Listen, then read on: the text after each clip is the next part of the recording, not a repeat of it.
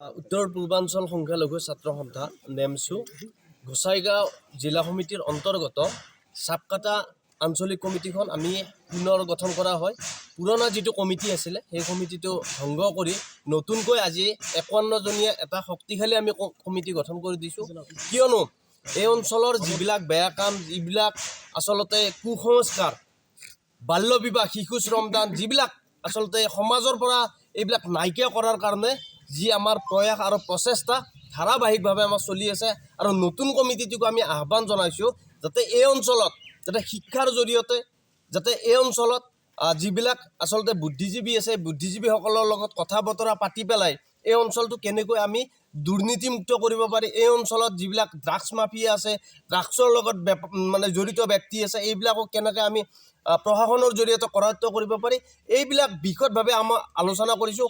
কিয়নো আমি সংখ্যালঘু জাতিটোক আমি কিন্তু শিক্ষাৰ জৰিয়তে আগুৱাই নিব লাগিব। শিক্ষা অবিহনে এটা জাতি কেতিয়াও বিশ্বৰ দৰবাৰত প্ৰতিষ্ঠা হ'ব নোৱাৰে। যাৰ কাৰণে আমি ধাৰাবাহিকভাৱে যি আমাৰ এই আন্দোলন ন্যায় নিৰাপত্তা অধিকাৰৰ স্বাৰ্থত আৰু যি সংখ্যালঘু এই সংখ্যালঘু জাতিটোক বিভিন্ন দিশেৰে আমাক শোষিত, লাঞ্ছিত, বঞ্চিত হৈ থকা এই জাতিটোক আমি কেনেকৈ শিক্ষাৰ দিশত আমাৰ যিবিলাক অধিকাৰ, ভূমিৰ অধিকাৰৰ পৰা আৰম্ভ কৰি যিবিলাক সমস্যা আছে, সমস্যাসমূহ আমি কেনেকৈ নাইকিয়া কৰিব পাৰোঁ, কেনেকৈ আমি আমাৰ অধিকাৰসমূহ কাঢ়ি আনিব পাৰোঁ, ধাৰাবাহিকভাৱে আমাৰ এই আন্দোলন চলিছে আৰু অনাগত দিনতো আমাৰ এই আন্দোলন চলিব।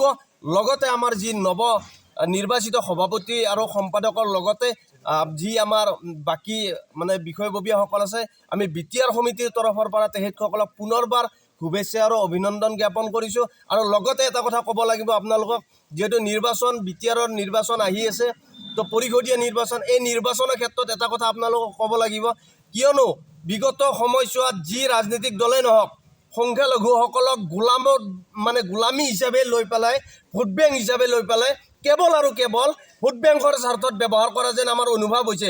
আমাৰ যিবিলাক অধিকাৰ আচলতে সেই অধিকাৰবিলাক আচলতে কাঢ়ি নিয়াৰ নিচিনা এটা পৰিৱেশ কৰি পেলাই, যিবিলাক পৰিৱেশ পৰিস্থিতি কৰি আপোনালোকে জানে বিভিন্ন সময়ত ইয়াতে গোষ্ঠীগত সংঘৰ্ষ হৈছিলে, বিভিন্ন সময়ত হিংসাত্মূলক কাৰ্য হৈছিলে, কিন্তু সেইবিলাকত আচলতে আমাৰ মানুহখিনিয়ে, আমাৰ সংখ্যালঘু জাতিটোৱে আচলতে সেই অধিকাৰ যিবিলাক পাব লাগিছিল, ন্যায় নিৰাপত্তা আমাৰ যিখন অধিকাৰ, এই অধিকাৰৰ ক্ষেত্ৰত আমাৰ আন্দোলন চলিছে, অনাগত দিনতো চলিব। যেতিয়ালৈকে সেইবিলাক ব্যক্তি আজিলৈকে আমি গম পোৱা মতে বহুতে অঘৰী হৈ থাকিবলগীয়া হৈছে। যেতিয়াই গোষ্ঠীগত সংঘৰ্ষ হৈছিল তেতিয়াই বহু মানুহ অঘৰী জীৱন যাপন কটাবলগীয়া হৈছিল, বহু মানুহ মৃত্যুৰ মুখত পৰিবলগীয়া হৈছিল। এককালীন সাহায্যৰ পৰা আৰম্ভ কৰি যিবিলাক আচলতে চৰকাৰীভাৱে ক্ষয় ক্ষতি দিব লগা আছিল, কিন্তু সেইখিনি আমি চৰকাৰে দিয়া নাই। যাৰ কাৰণে আমি আমাৰ যিবিলাক কথা বতৰা আচলতে এতিয়া আমি সংখ্যালঘুসকলকো আমি আহ্বান জনাম যাতে অনাগত দিনত আমাৰ যিবিলাক সমস্যা, এই সমস্যাক লৈ পেলাই যি ৰাজনৈতিক দলে কাম কৰিব, সেই ৰাজনৈতিক দলৰ লগত সংখ্যালঘুসকল থাকিব। কিন্তু আমাক কেৱল আৰু কেৱল ভোট বেংকৰ স্বাৰ্থত কিন্তু ব্যৱহাৰ কৰিবলৈ কোনো কাৰণত দিয়া নহ'ব। আমি বিটিআৰ নেমছুৰ পৰা স্পষ্টভাৱে বিটিআৰ চৰকাৰ লগতে বিগত যি আমাৰ BPF চৰকাৰ আছিলে, এতিয়া UPPL চৰকাৰ বা কংগ্ৰেছ, BJP যিয়ে নহওক, আমাক কিন্তু টাৰ্গেট কৰি পেলাই আমাক কিন্তু ভোট বেংক হিচাপে চলাবলৈ দিয়া নহ'ব, স্পষ্ট কথা।